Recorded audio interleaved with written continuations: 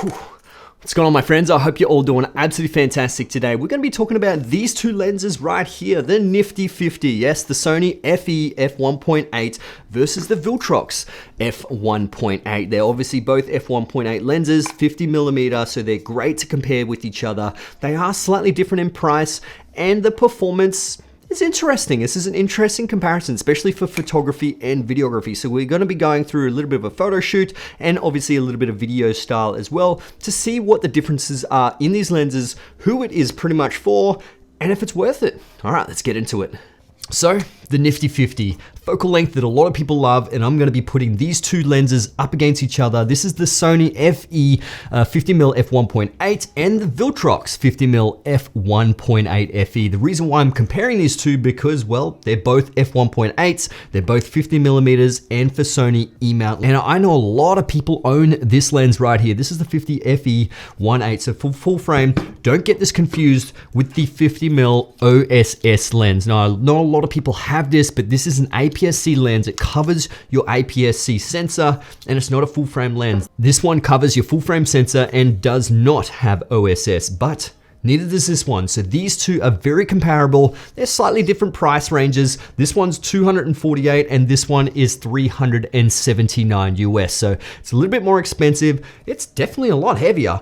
But which one is actually better? Is the newer Viltrox lens better than the old OG 50mm f1.8 by Sony? So the Viltrox 50mm f1.8 has an aperture of f1.8 to f16, has a minimum focus distance of 55 centimeters, a front filter thread of 55mm, and it weighs in at a total 340 grams.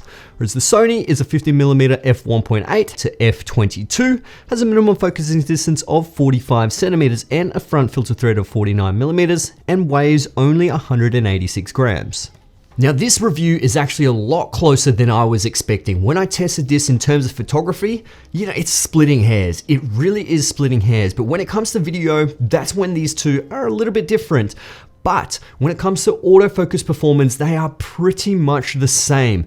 It just comes down to the Sony lens is definitely louder when it comes to autofocus. So in this scenario here, the Viltrox actually performed quite well. This is wide open at f1.8 and it was on object tracking with fast responsive autofocus tracking. So they are pretty much the same when it comes to autofocus in video, and you're pretty much splitting hairs here when it comes to that autofocus performance.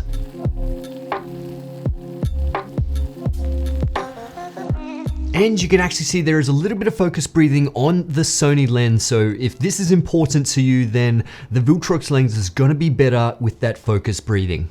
So autofocus speeds seem to be the same in many situations. There was one situation where I was outside filming these lenses, pulling focus from close to far, and you could see the Sony does hesitate a little bit, does a little bit of back focusing, and then catches focus, whereas the Viltrox catches directly on. That's why I tested it in a couple of different situations. But overall, I think the Viltrox is just a little bit faster when it comes to autofocus speed and accuracy.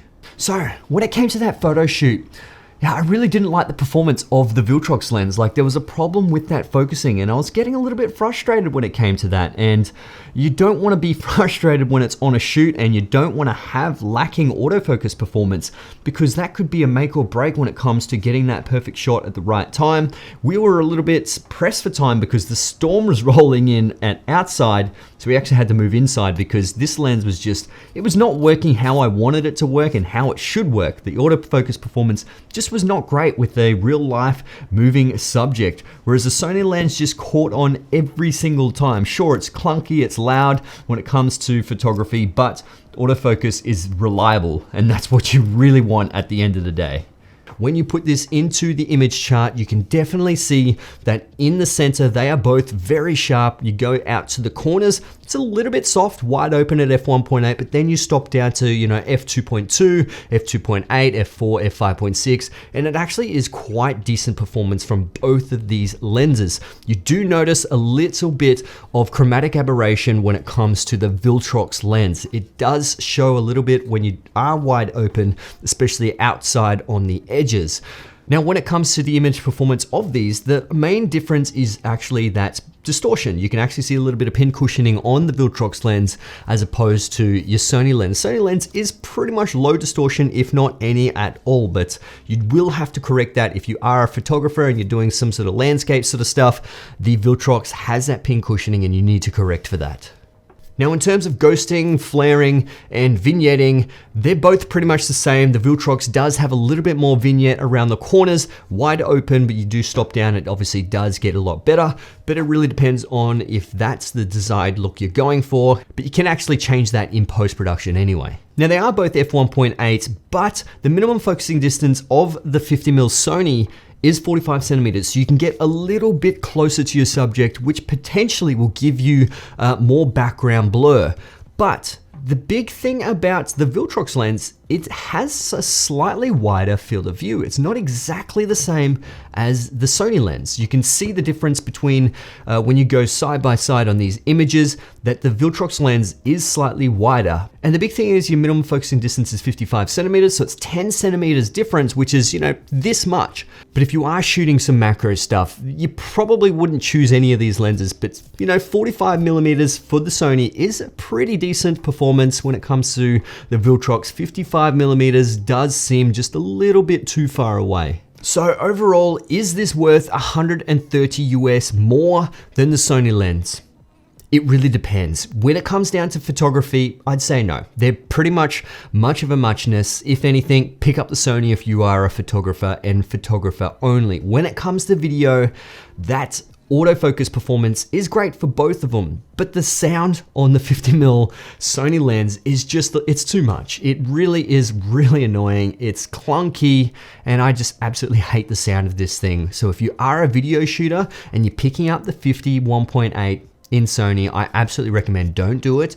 You do have the Viltrox, will be better for video, especially when it comes to manual focusing. Now, this manual focus ring here is almost linear. So if you're actually pulling focus each time, you're going to pretty much get the exact same spot. But when it comes to manual focus on the Sony lens, that's when it becomes a little bit difficult. And the big thing is if you're trying to pull focus into that exact same spot, you're not going to get the exact same spot each time. Whereas with the Viltrox, it's almost linear, just like your G Master lenses. It's great for manual focusing. You also do have this aperture ring as well, so if you do want to change the aperture on the lens, you can, whereas the Sony is just absolutely basic. That's why it is much cheaper.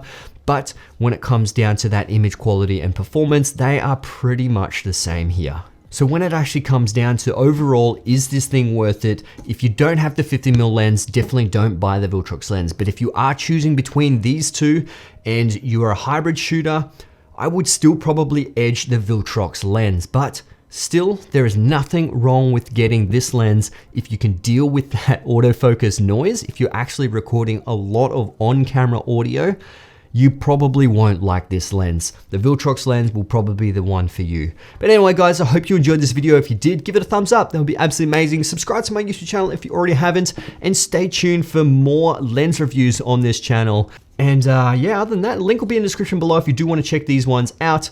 And I'll see you guys in the next one. All right, let's get it.